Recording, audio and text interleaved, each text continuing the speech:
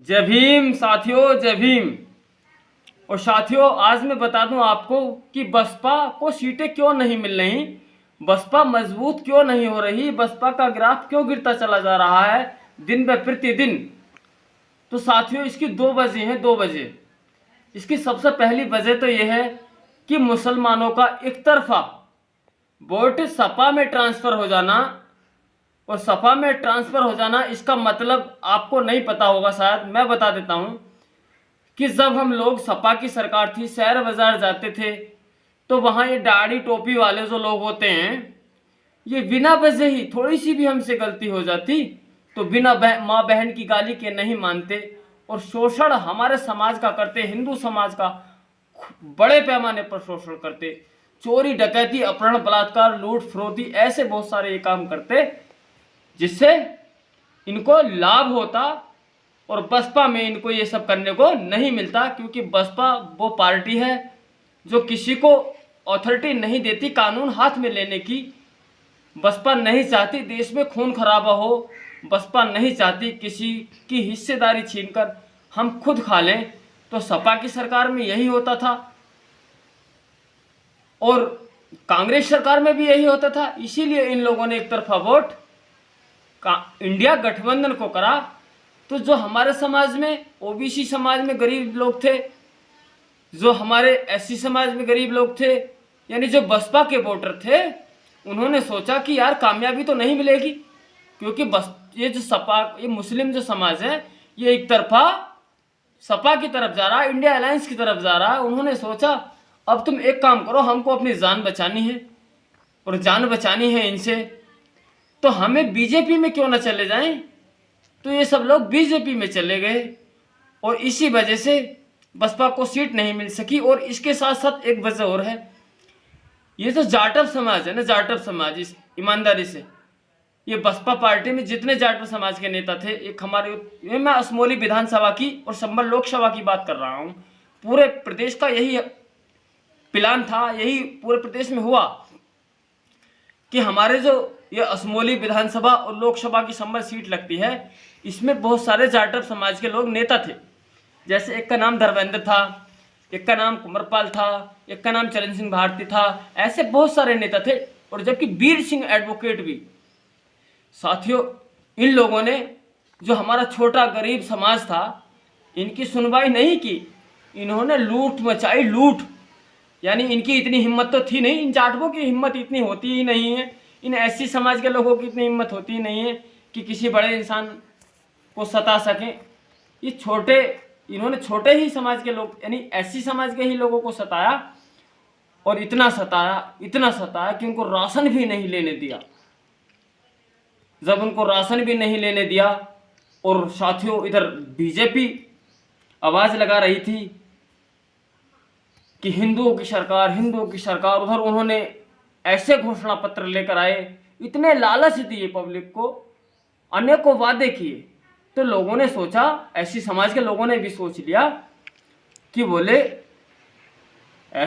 ऐसा अगर ये 1 लाख झूठ बोल रहे हैं या 100 झूठ बोल रहे हैं, उसमें 10-5 बातें तो सच निकलेंगी ही। तो इन्होंने सोचा कि भाई हमको बीएसपी में सम्मान मिल ही नहीं रहा, जब बीएसपी में सम्मान नहीं मिल रहा तो क्यों नहीं बीजेपी में चले, क्योंकि उसमें तो हिंदुओं की आवाज़ लग रही है कि भाई हिंदुओं की पार्टी है, हिंदुओं की पार्टी है। हर किसी की जुबान पर यही चर्चा थी, क्योंकि मीडिया में मोदी जी जो छाए थे, उधर मोदी जी ने गोधरा कांड कराया था, तो लोगों के दिल में मोदी जी ने जगह बना ली थी कि बोले भाई वो हिंदुओं के हितैषी हैं। तो इसी वजह से तमाम समाज टूटकर मोदी जी की तरफ चला गया। और जब मोदी जी की तरफ चला गया तो साथियों मोदी जी की सरकार आ गई। और जब मोदी जी की सरकार आ गई तो ये जो बड़े पैमाने पर शोषण हो रहा था हमारे हिंदू समाज के लोगों का, जो छोटी छोटी जातियाँ, एससी एसटी ओबीसी का, तो उस शोषण पर रोक लगी। और जब रोक लगी तो साथियों उधर मुस्लिमों को, जो मुस्लिम शैतान टाइप के थे, गुंडे टाइप के थे, माफिया टाइप के थे, उनको उनकी नाक में मोदी जी ने, योगी जी ने नकेल डालनी शुरू कर दी। जब नकेल डालनी शुरू कर दी तो साथियों हिंदुओं को थोड़ा इंटरेस्ट आया, मजा आया। उन्होंने सोचा कि बोले यार कि अब तो सत्ता हमारी है। और साथियों जब लोग फिर बीजेपी से जुड़ गए, जब बीजेपी से जुड़ गए तो कुछ जो समझदार लोग हैं उन्होंने सोचा कि यार बीजेपी में चलो शोषण तो रोका है, मगर महंगाई जो है, महंगाई तो बड़े पैमाने पर हो रही है, मगर इस बात की सूझ सब लोगों को नहीं पता चल सकी। महंगाई बड़े पैमाने पर हो रही है, तो साथियों इसका ध्यान किसी को नहीं हुआ। सबको ध्यान हुआ कि किसानों को सम्मान निधि मिल रही है, 1000 रुपये प्रति माह के या तिमाही के जैसे भी मिल रहे हैं वो मिला, राशन मिला और शोषण से मुक्ति मिली। तो साथियों इसी वजह से लोगों ने वोट अपना बीजेपी को देना शुरू कर दिया और बीएसपी को भूल गए। और बीएसपी एक ऐसी पार्टी है, बहन जी एक ऐसी हैं, उन्होंने पहले चाहे कितना भी संघर्ष किया मगर वो अब घर से निकलती नहीं है, वो चुनाव ढंग से लड़ती नहीं है।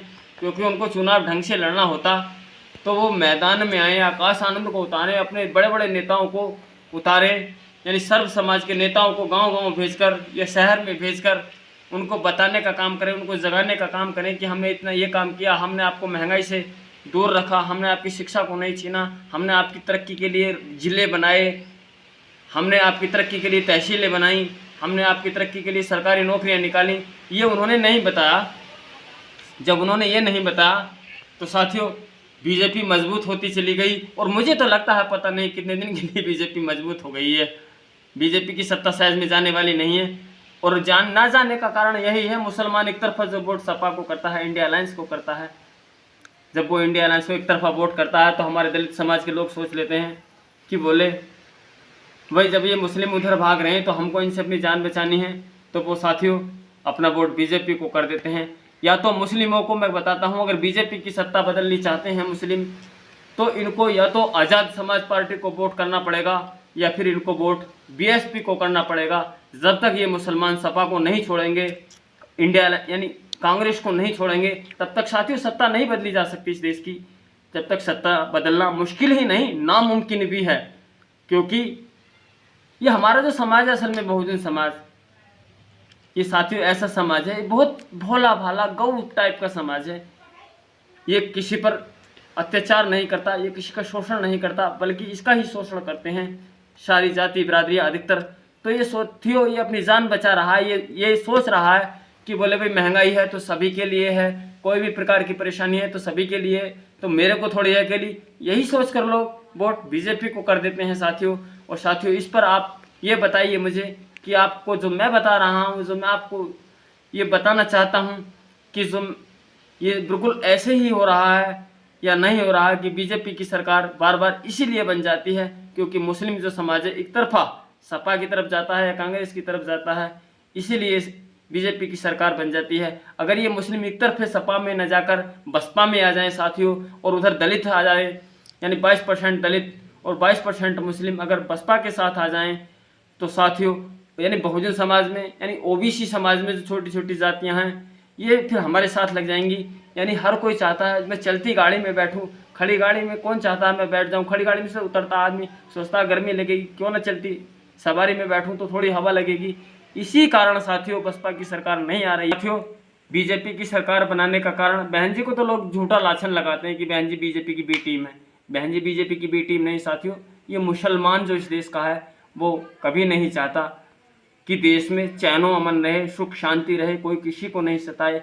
अगर ये सपा को वोट ना करे एक तरफा तो बसपा की सत्ता आ सकती है, अन्यथा बसपा की सत्ता नहीं आ सकती। या ये मुसलमान जैसे नगीना में इन्होंने चंद्रशेखर आज़ाद जी को जिताया सपा को भूलकर, ऐसे ही पूर्व उत्तर प्रदेश में माहौल बना दिया जाए, आज़ाद समाज पार्टी के पक्ष में वोट कर दिया जाए। अगर बसपा को नहीं चाहते ये लोग तो आज़ाद समाज पार्टी को चाहें, आज़ाद समाज पार्टी यानी सपा इनको छोड़नी पड़ेगी। अगर जब तक ये सपा को नहीं छोड़ेंगे तब तक साथियों सत्ता नहीं बदली जा सकती। और साथियों एक बात मैं आपसे कहनी चाहता हूं कि आपको मेरा वीडियो पसंद आया है तो वीडियो को लाइक करें और कमेंट ज़रूर करके बताएं कि मैं गलत बोल रहा हूं सही बोल रहा हूं। बसपा के हारने का यही कारण है। साथियों अगर आप मेरे चैनल पर नए हैं तो मेरे चैनल को बिल्कुल अभी सब्सक्राइब करें और बेल को प्रेस करें ताकि इस तरह की जानकारियाँ मैं आपको देता चला जाऊँ अपने वीडियो के माध्यम से। तो चलता हूँ साथियों, जय भीम जय हिंद।